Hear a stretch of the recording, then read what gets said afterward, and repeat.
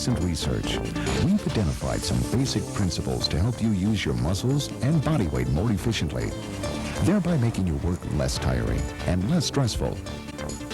Working in cooperation with employees, management, and industry safety and health professionals, we've applied these principles to develop procedures that may change the way you operate switch stands.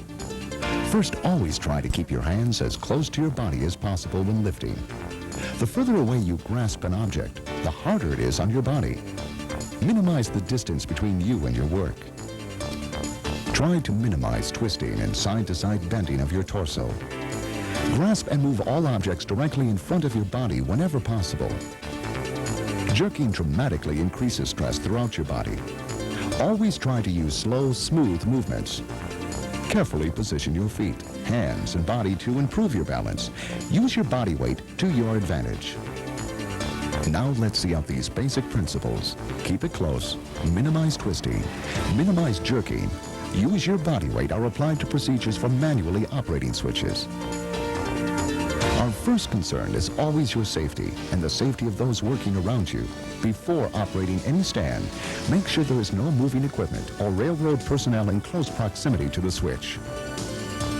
Then check for any obstructions that may get in the way of any of the switch's moving parts. Now you're ready.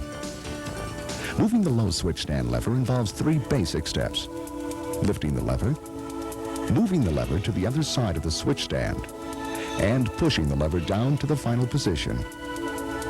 The key to safe switch stand operation is to keep it close. Keep your body close to the lever.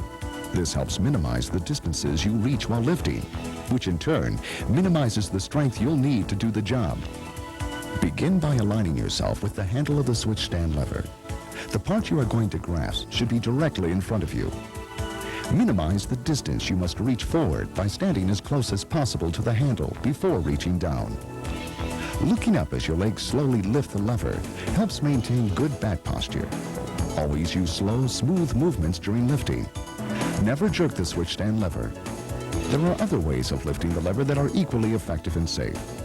You can support your weight with one hand on your thigh while lifting the lever with the other hand. Or you can support your weight with one hand on the mast, provided you can comfortably reach the switch handle. Don't hesitate to use 2 hands if needed. Just as in lifting the lever, moving it from one side to the other involves the use of slow, smooth movements. You'll want to minimize twisting at the waist and stay as close as possible to the lever. A good rule of thumb to minimize twisting is to keep your hands between your shoulders during forceful movements. The easiest way to achieve this is to reposition your feet. You'll want them at least shoulder width apart while moving the lever. The next step is to push the lever down to its final position. Use your body weight to your advantage by positioning your upper body over the lever as you push it down. Finally, check to make sure the switch point fits securely against the stock rail. Never allow movement over the switch unless you verify proper fit of the points. Some low switch stands are equipped with a long lever handle. The procedures for moving this type of switch stand lever vary slightly from the short handle. The basic difference being more changes in the position of your feet. However, the remainder of the procedure is the same, and always remember to keep it close. Grasp the handle. Both 2- and 1-handed lifts are effective and safe. Minimize twisting by repositioning your feet as needed while moving this longer lever. And remember the rule of thumb. Try to keep your hands between your shoulders during forceful movements. Position your upper body over the lever as you push it down. One of the newer types of low switch stands is equipped with an elevated lever handle. The movement of the handle begins and ends at about 35 degrees from the ground. This stand, like some other low stands, is equipped with a latch or keeper on each side that locks the lever in the down position. You will have to release the keeper on this type of switch stand before you can operate the lever. Expansion and contraction of the rails, among other things, can cause tension to build up in the switch. This tension can cause the switch stand lever to recoil or spring up when released from the keeper. For your safety, always position yourself to avoid standing in the path the lever may take if it does recoil. This eliminates the chance of being struck by the lever when you release it from the retaining notch. If the lever does not recoil beyond the keeper latch, keep your foot on the released lever while beginning the lift. You can follow this procedure with any stand equipped with a keeper. Release the keeper and align yourself with the handle of the switch stand lever. From here on, remember, operation of this type of stand is similar to other low stands, except that less bending is needed. Operation of the high stand also involves 3 basic steps. Release the lever, rotate the lever, push down the lever. To release the lever, keep it close and position yourself to the side of the lever to avoid being struck should it recoil. Use 1 or 2 hands to grasp the end of the lever and pull it up and out of the retaining notch. Let go of the lever.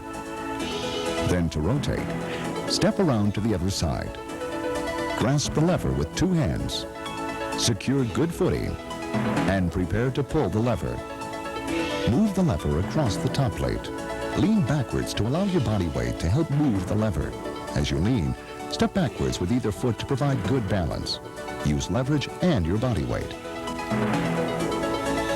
Once the lever has reached the notch, use a combination of pulling and pushing down to slide the lever into its final position. An alternative method of operating this stand is using 1 hand on the mast throughout. Operation of the wheel stand involves 2 basic steps: operating the release lever and rotating the wheel. To operate the release lever, align yourself with the center of the wheel. Grasp it loosely with 2 hands at about the 10 and 2 o'clock positions, and with 1 foot firmly planted, step on the release lever with the other foot. Tension in the switch may cause the wheel to spin in your hands. That's okay. Then rotate the wheel using 1 or more of 3 basic methods: hand over hand, hands apart, and hands together. In hand over hand, keep your position facing the center of the wheel. Grasp opposite sides of the wheel and begin rotating, hand over hand, until the operation is complete. This method works best when little strength is needed to rotate the wheel, when it spins easily. To rotate the wheel using the hands apart method, grasp opposite sides of the wheel and begin rotating. Release your grip from both hands. Reposition them and re-grasp as needed to complete the operation. This method can help you create extra cranking power if the wheel is difficult to operate. The hands together method will help you provide the most cranking power and is generally used only as a means of locking out the wheel at the end of the operation. Position yourself at the side or edge of the wheel. Make sure you have firm footing with 1 foot behind the other for good balance. Grasp the wheel with both hands and lean backwards until the wheel locks in position. In review, the most important thing to remember when operating hand switches is safety, yours and those around you. And safety also means following these basic principles. Minimize the distance between you and your work. Grasp and move all objects directly in front of your body whenever possible. Use slow, smooth movements. Position yourself to help your muscles do less work. You may not be able to use the specific method shown today under all operating conditions.